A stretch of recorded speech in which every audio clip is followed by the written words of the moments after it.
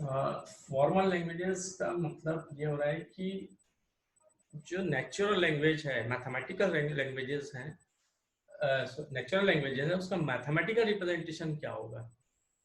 ठीक है, formal languages में हमको ये देखना है कि जो नेचुरल लैंग्वेज है, चाहे वो इंग्लिश हो चाहे हिंदी हो, उसको हम मैथमेटिकली कैसे रिप्रेजेंट कर सकते हैं, क्योंकि यही बेस बनता है कंपाइलर के रिकग्निशन के लिए, कंपाइलर के कंस्ट्रक्शन के लिए। नॉर्म चॉम्स्की ने 1956 में बताया कि हम ग्रामर्स को कैसे लिख सकते हैं।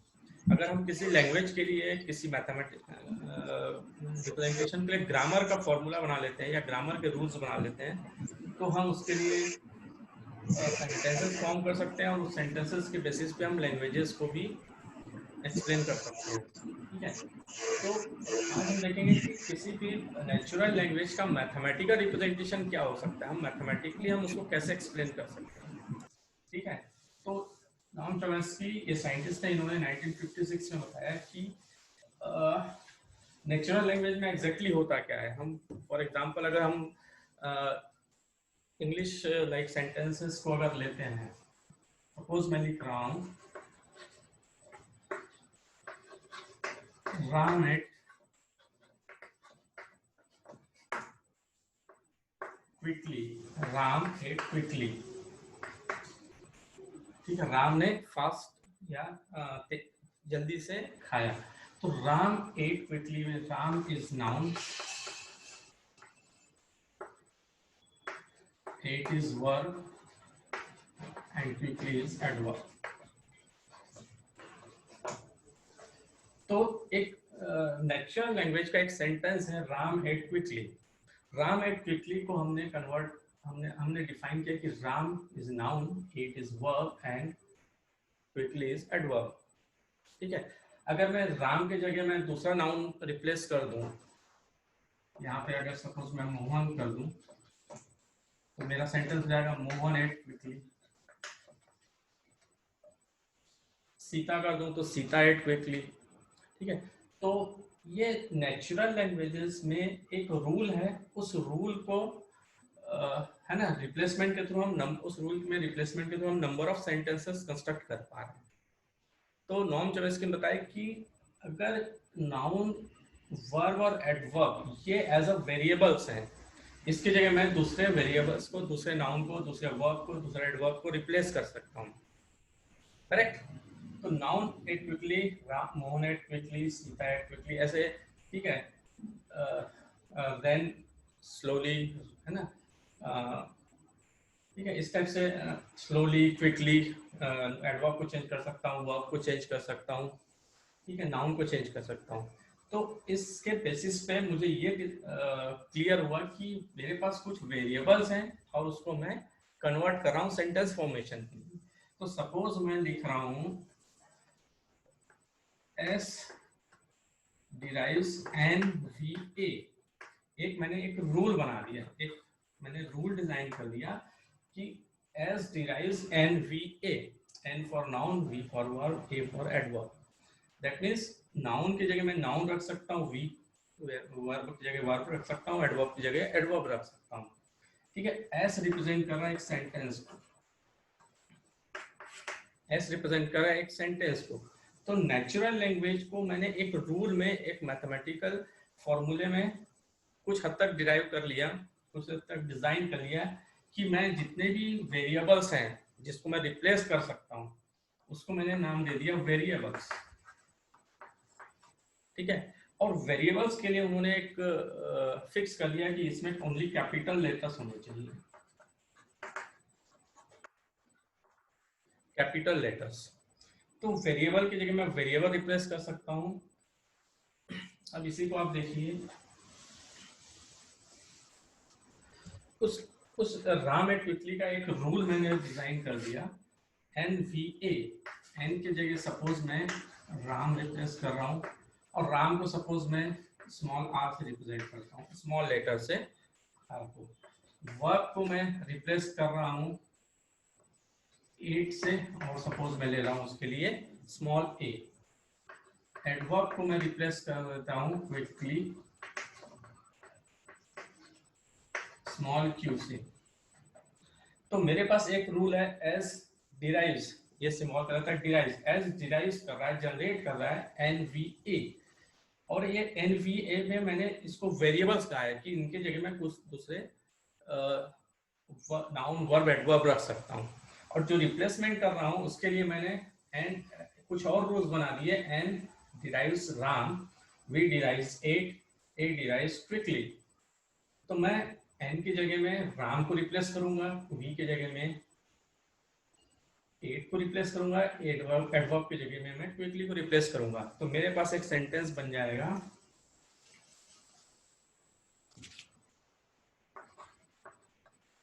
Ram ate quickly. Ram ate quickly मेरे पास एक सेंटेंस का फॉर्मेशन हो गया।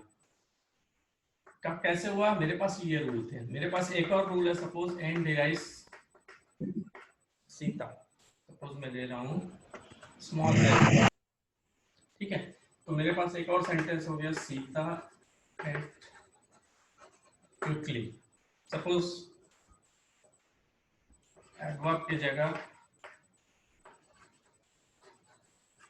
स्लोली लिख देता हूँ। तो मैं यहाँ पे इनके कॉम्बिनेशन से नंबर ऑफ सेंटेंसेस या नंबर ऑफ कॉम्बिनेशंस में फॉर्म कर सकता हूँ। तो नॉर्म चॉइस के लिए ये बताया कि कुछ वेरिएबल्स होंगे, ठीक है, और वेरिएबल्स कुछ रूल को डिजाइन करेंगे, उस वेरिएबल्स की जगह मैं कुछ टर्मिनल्स रख सकता हूँ, सेंटेंस है ना, कुछ दूसरे वर्ड्स रिप्लेस कर सकता हूँ, जिसको उन्होंने कहा टर्मिनल्स, इसको उन्होंने कहा टर्मिनल्स। टर्मिनल्स में उन्होंने फिक्स किया small letters. Terminals means small letters. For example इसी रूल में अब मैं कुछ इस टाइप का फॉर्मेशन लिख रहा हूँ, एज डिराइव्स नाउन को मैंने स्मॉल आर से रिप्लेस किया, जो राम को रिप्रेजेंट कर रहा है, एट को रिप्रेजेंट कर रहा है, और क्यू क्विकली को रिप्रेजेंट कर रहा है। तो मेरे पास एज डिराइव्स सेंटेंस एक फॉर्मेशन हो गया आर ए क्यू। अब इस आर ए क्यू में सारे स्मॉल लेटर्स हैं, सारे स्मॉल लेटर्स हैं, और ये सारे स्मॉल लेटर्स ये बता रहे हैं कि राइट साइड में, इस सेंटेंस के राइट साइड में जो रिप्लेसमेंट हो रहा है, उस रिप्लेसमेंट में अगर स्मॉल लेटर्स मिल रहे हैं तो एक सेंटेंस फॉर्मेशन हो रहा है। जब तक यहाँ पे कैपिटल लेटर्स आ रहे हैं, जब तक वेरिएबल्स आ रहे हैं, तब तक यहाँ पे सेंटेंस फॉर्मेशन नहीं हो रहा है। That means R A Q अगर मुझे मिल रहा है किसी इसमें, तो वो बता रही है कि एक सेंटेंस बन गया, और सेंटेंस की क्या मीनिंग है, राम एट क्विकली। क्या मीनिंग है, राम एट क्विकली। तो अगर मैं यहाँ पे आर को नाउन को दूसरे रूल मोहन से रिप्लेस करूँ और मोहन को स्मॉल एम से रिप्लेस करूँ, तो मेरे पास एक दूसरा सेंटेंस बन जाएगा, S derives M A Q, Mohan ate quickly. तो मोहन एट क्विकली में राइट साइड में सारे स्मॉल लेटर्स हैं, दैट मीन्स अगेन एक सेंटेंस जनरेट हो रहा है। उस सेंटेंस में क्या मीनिंग हो रही है, Mohan ate quickly. Mohan ate quickly से एक नया सेंटेंस बन रहा है, ठीक है। तो इस टाइप से हम इसको रिप्लेस करके नंबर ऑफ रूल्स के through number of sentences generate कर पा रहे हैं। तो एक मैथमेटिकल रिप्रेजेंटेशन आपको मिल रहा है किसी भी लैंग्वेज का, ठीक है, किसी भी लैंग्वेज को मैथमेटिकली रिप्रेजेंट कर पा रहे हैं। तो एग्जैक्टली अगर मैं डेफिनेशन में अगर ये क्लियर हो गया होगा, तो मेरे पास जो मैंने डिजाइन किए हैं या जो मैंने डिसाइड किए हैं, उसमें मैंने डिसाइड किया है कि कैपिटल लेटर्स किसको रिप्रेजेंट कर रहा है, वेरिएबल्स को। कैपिटल लेटर्स किसको रिप्रेजेंट कर रहे हैं, वेरिएबल्स को। स्मॉल लेटर्स किसको रिप्रेजेंट कर रहे हैं, टर्मिनल्स को, ठीक है।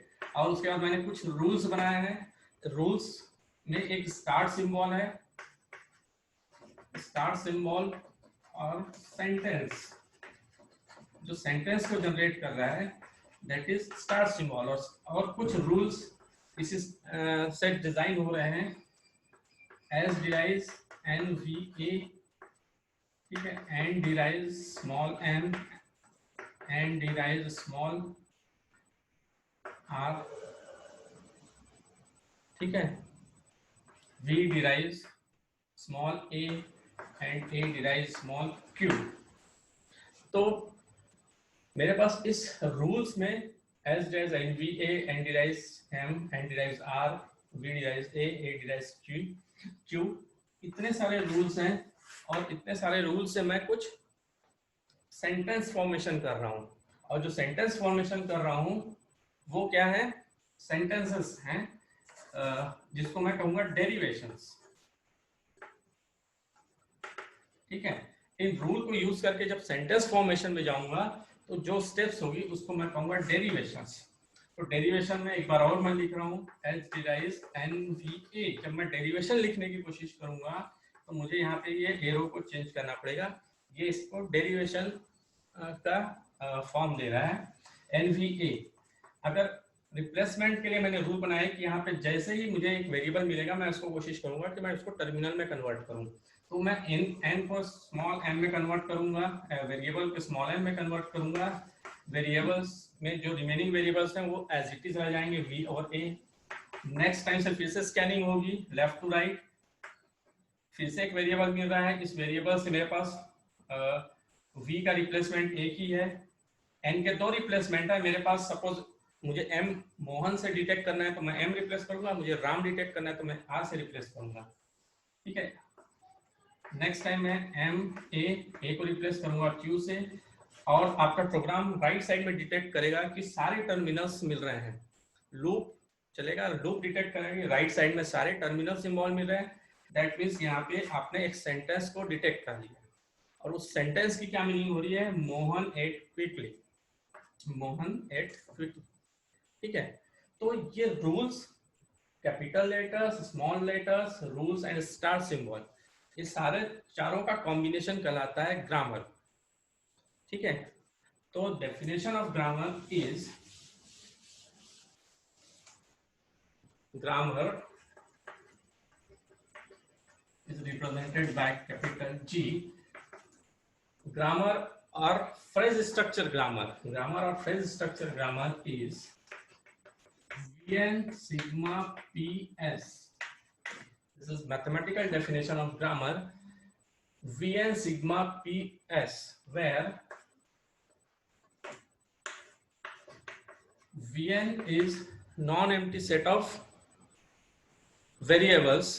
ठीक है, set of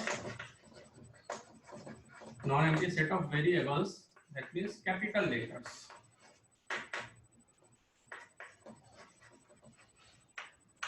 Capital letters, capital A, capital B, C up to Z.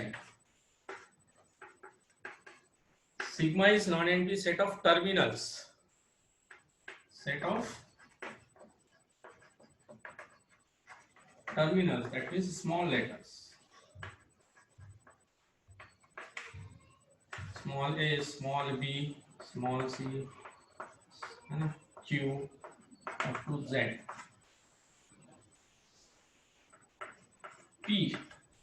P is production rule. P is production rule, or simply rewriting rules. Production rules or rewriting rules which are of the form alpha derives beta. इसको और आगे detail में मैं explain करूंगा, alpha derives beta. And for every grammar there is one start symbol known as sentences, as is start symbol, S belongs to Vn। S किसको belong करेगा, variables को, capital letters को बिलोंग करेगा, which is known as start symbol. और sentence, कोई भी sentence formation यहाँ से ही होगा जो स्टार्ट सिंबल भी कहलाएगा, प्लस सेंटेंस के लिए भी उसको यूज करेंगे कि यहाँ पे वो सेंटेंस जनरेट कर रहा है। So grammar of phrase structure grammar is defined as, G is defined as Vn sigma Ps, where Vn is set of variables. Set of variables consist of capital letters, capital A, capital B up to capital Z. ठीक है, जितने भी capital letter हैं, terminals, sigma is set of terminals, ठीक है, consist of small letters A, B, C, X, Y, Z. P are the production rules. P are production rules as alpha derives beta type of rule is there. Alpha and beta क्या होता है? Alpha and beta मैं आपको और explain करूंगा। Alpha and beta represent VN union sigma.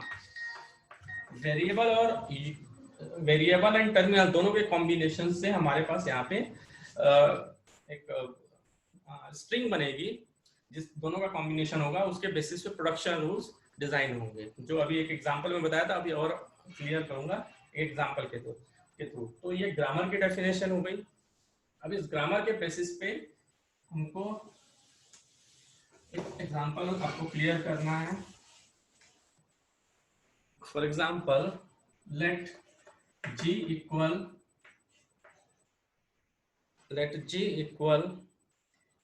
1 second.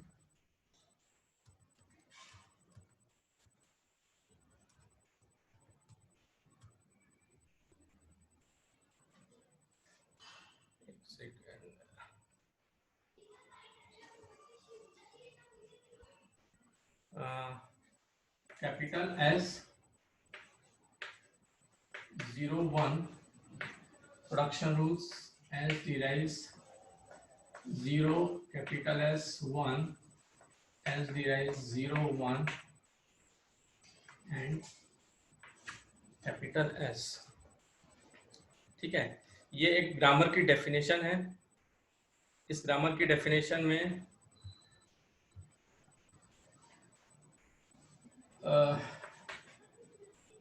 This is Vn, this is sigma, ये दो production rule हैं P and this is star symbol. Vn sigma PS is a grammar. इस grammar में S is star symbol, दो terminals हैं, input alphabets हैं। ठीक है, टर्मिनल्स, अगर आपको थोड़ा सा इसमें कंफ्यूजन है तो यहाँ पे मैंने बताया था कि टर्मिनल्स हैं स्मॉल लेटर्स एंड 01।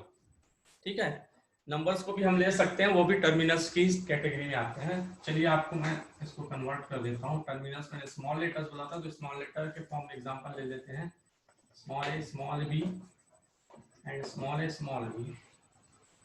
करेक्ट। तो ग्रामर की डेफिनेशन में वेरिएबल्स हो गए कैपिटल लेटर्स, इसमें एक ही कैपिटल लेटर है जो स्टार सिंबल का भी काम कर रहा है और वेरिएबल भी है। ए और बी टर्मिनल्स हैं जो इनपुट का काम कर रहे हैं, इनपुट सिंबल्स हैं, और ये प्रोडक्शन रूल है S D S A S B, S D S A B और एक स्टार्ट सिंबल। ठीक,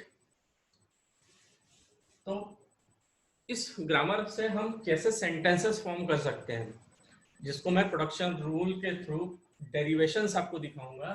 फॉर एग्जांपल, सपोज मैं ले रहा हूं एस डिराइव्स ए बी। मेरे पास दो प्रकार के प्रोडक्शंस हैं, एक एस डिराइव्स ए बी है और एक S derives A S B है। ध्यान से देखिए, S derives A S B and S derives A B है। तो इस सेकंड वाले प्रोडक्शन के राइट साइड में दोनों टर्मिनल्स पहले ही आ जा रहे हैं, तो यहाँ पे ये फर्स्ट सेंटेंस बन गया है। दिस इज सेंटेंस, ये फर्स्ट सेंटेंस ऑलरेडी फॉर्म हो चुका है जिसमें राइट साइड में टर्मिनल है। तो ये कहीं ना कहीं इस ग्रामर की डेफिनेशन में अगर लैंग्वेज बनती है तो इसमें फर्स्ट सेंटेंस ए बी तो होगा ही। करेक्ट। अब इस फर्स्ट वाले प्रोडक्शन में आप देखिए ए एस बी है, यहाँ पे एरो ऐसा लगा हुआ है, तो ये ए एस बी में यहाँ पे राइट साइड में इस बीच में जो वेरिएबल आ रहा है कैपिटल एस, तो ये सेंटेंस तब तक फॉर्म नहीं कर सकता जब तक यहाँ पे वेरिएबल आ रहा है। इस वेरिएबल को मुझे हटाना पड़ेगा और हटा के मुझे टर्मिनल से रिप्लेस करना पड़ेगा। तो ये रिप्लेसमेंट कहलाता है डेरिवेशन। और रिप्लेसमेंट में आपको ये देखना है कि जब तक आप यहाँ पे टर्मिनल ना आ जाए वहां पे ये सेंटेंस फॉर्म नहीं करेगा। लेकिन मैं एस के जगह में अगेन ए एस बी भी रख सकता हूँ। सपोज यहाँ पे मैंने एस का एक रूल, एस का एक प्रोडक्शन यूज किया A B, S D S A B, second वाले प्रोडक्शन से मैंने यहाँ पे इसको टर्मिनेट किया, तो ए बी बी मिल जाएगा, ए बी बी मिलेगा। तो यहाँ पे आगे रिप्लेसमेंट की कोई चांसेस नहीं है, तो यहाँ पे ए बी बी एक सेकंड सेंटेंस बन जाएगा। बट यहाँ पे मैं again A S B and B, इस एस के जगह में मैं अगेन ए एस बी रख सकता हूँ फर्स्ट फॉर्मूले से। फर्स्ट रूल से एस की जगह में मैं अगेन ए एस बी रख सकता हूँ। तो मुझे अगेन ए एस बी रखने से मुझे 2 टाइम्स ए और 2 टाइम्स बी के बीच में कैपिटल एस मिलेगा। अगेन ये टर्मिनेट नहीं हो रहा है, अगेन इसमें कोई सेंटेंस फॉर्म नहीं हो रहा है, तो मैं यहाँ पे इसको टर्मिनेट करने के लिए मुझे अगेन क्या रखना पड़ेगा, एस डिराइव्स ए बी में से ए बी रखना पड़ेगा। तो जब भी हम रिप्लेसमेंट कर रहे हैं तो इसमें एक इंपॉर्टेंट पॉइंट ध्यान रखिए कि ये रिवर्स रिप्लेसमेंट पॉसिबल नहीं है। ए बी की जगह में मैं एस नहीं रख सकता, एस की जगह में ही मैं ए बी रखूंगा। रिपीट कर रहा हूँ, एस डेज ए बी में मैं एस को ही रिप्लेस करके ए बी रखूंगा, लेकिन ए बी की जगह में मैं एस नहीं रख सकता। रिवर्स रिप्लेसमेंट डेरिवेशन में या ग्रामर में पॉसिबल नहीं है, करेक्ट। तो मुझे एस डेज ए बी रखना पड़ेगा, तो यहाँ पे मुझे क्या फॉर्म मिलेगा, A B B B, that means 3 times A 3 times B. 3 times A 3 times B से अगेन एक सेंटेंस फॉर्म हो रहा है, करेक्ट। तो मुझे एक नेक्स्ट सेंटेंस, थर्ड सेंटेंस मिल गया, 3 टाइम्स ए 3 टाइम्स बी। तो यहाँ पे ये क्लियर है कि अगर मैं ये दो प्रोडक्शन रूल से n सेंटेंसेस बना सकता हूँ, n सेंटेंसेस बना सकता हूँ, तो मतलब इन दो प्रोडक्शन रूल से मैं n सेंटेंसेस फॉर्म कर रहा हूँ, मतलब एक लैंग्वेज को मैं जनरेट कर सकता हूँ, एक लैंग्वेज को एक्सप्लेन कर सकता हूँ, ठीक है। ये वैसा ही हुआ कि जैसे आपके पास डिक्शनरी में बहुत सारे वर्ड्स हैं, आपके पास ग्रामर के रूल्स हैं, ठीक है, और आपके पास अल्फाबेट्स हैं A to Z। तो इससे आप n सेंटेंसेस फॉर्म कर रहे हो, मतलब आप ग्रामर के थ्रू n सेंटेंसेस बना पा रहे हो, मतलब एक नेचुरल लैंग्वेज को आप बोल पाते हो, इंग्लिश बोल पा रहे हो या हिंदी बोल पा रहे हो। तो उसी टाइप से मेरे पास यहाँ पे 2 ही रूल हैं, तो 2 रूल से मेरे जितने सेंटेंस बनेंगे उसकी लैंग्वेज हो जाएगी, करेक्ट। मेरे ऐसा क्लियर हो रहा होगा। तो S D S A S B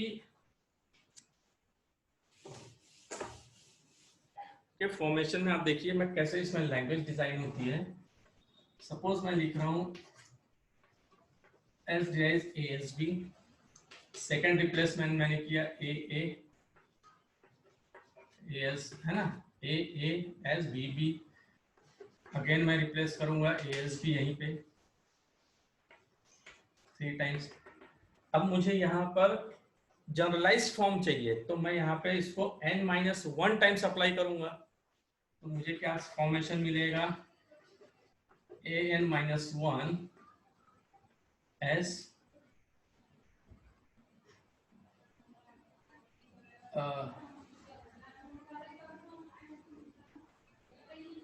b n-1 b, इसको ऐसा समझते हैं, ठीक है। यहाँ पे मैं n-1 टाइम्स अप्लाई, कोई भी जनरलाइज्ड हम जब इक्वेशन लिखते हैं तो उसमें n की पावर में ही लिखा जाता है। तो यहाँ पे देखिए मैं n-1 टाइम्स अप्लाई कर रहा हूँ, तो ये पावर इसके साथ कंबाइन होगी, an बना देगी, ये पावर इसके साथ कंबाइन होके bn बना देगी। बट s यहाँ पे एग्जिस्ट कर रहा है, तो मेरा सेंटेंस फॉर्मेशन नहीं होगा, ना ही लैंग्वेज फॉर्मेशन होगी। तो मुझे यहाँ पे इसको कितने टाइम्स अप्लाई करना पड़ेगा, जब मैं इसको यहाँ से ही अप्लाई कर रहा हूँ,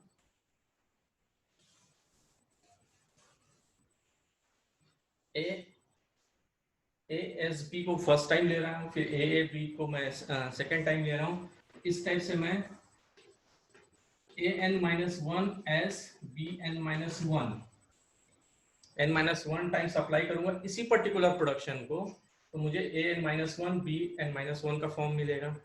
अब मैं इसको टर्मिनेट करने के लिए, इस s को टर्मिनेट करने के लिए मैं s की जगह रिप्लेस कर दूंगा ab, तो मुझे क्या मिलेगा, an-1 ab bn-1, तो ये पावर इसके साथ, ये पावर इसके साथ कंबाइन होकर क्या मिल जाएगा, an bn, correct. That means an bn n के पावर में आ गई, जनरलाइज फॉर्म में आ गई, तो n की कोई भी वैल्यू 100 टाइम्स 200 टाइम्स, जितने टाइम्स लिखूंगा उतने पॉसिबल सेंटेंसेस यहाँ पे फॉर्म हो जाएंगे for n greater than equal 1। n greater than equal 1 इसलिए लेना है क्योंकि n की वैल्यू मैं यहाँ पे 1 रखूंगा, तो मुझे फर्स्ट सेंटेंस ए बी मिलेगा जो इस लैंग्वेज का पार्ट है,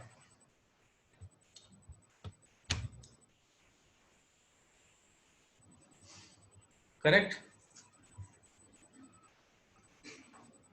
n की वैल्यू 1 रखूंगा, यहाँ पे सब्स्टिट्यूट करूंगा तो an ए बी मिलेगा, n की वैल्यू 2 रखूंगा तो ए बी बी मिलेगा, n की वैल्यू 3 रखूंगा 3 टाइम्स a 3 टाइम्स b मिलेगा अप टू n टाइम्स आपको पैटर्न मिलेगा। तो इस पर्टिकुलर ग्रामर से जो लैंग्वेज जनरेट हो रही है,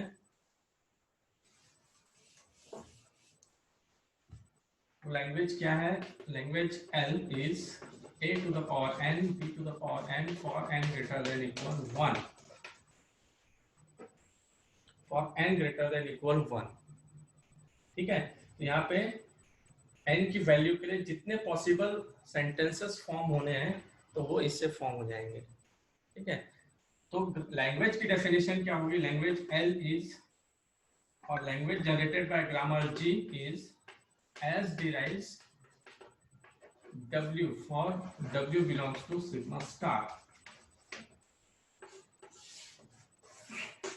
ये लैंग्वेज की डेफिनेशन है, किसी स्टार सिंबल से शुरू करके नंबर ऑफ टाइम्स, यहाँ पे स्टार का मतलब होता है नंबर ऑफ डेरिवेशंस, हम लिख रहे हैं नंबर ऑफ डेरिवेशन करके, हम किसी स्ट्रिंग W को जनरेट कर रहे हैं, नंबर ऑफ W's जनरेट हो रहे हैं, और वो W किसको बिलोंग कर रहा है, सिग्मा स्टार को, इनपुट का कोई भी पॉसिबल कॉम्बिनेशन है उसको जनरेट कर रहा है, तो इसको हम कहते हैं लैंग्वेज जनरेटेड बाय ग्रामर। ठीक है, इसको हम कहते हैं language generated using grammar G। LG means language generated using grammar G as derives W।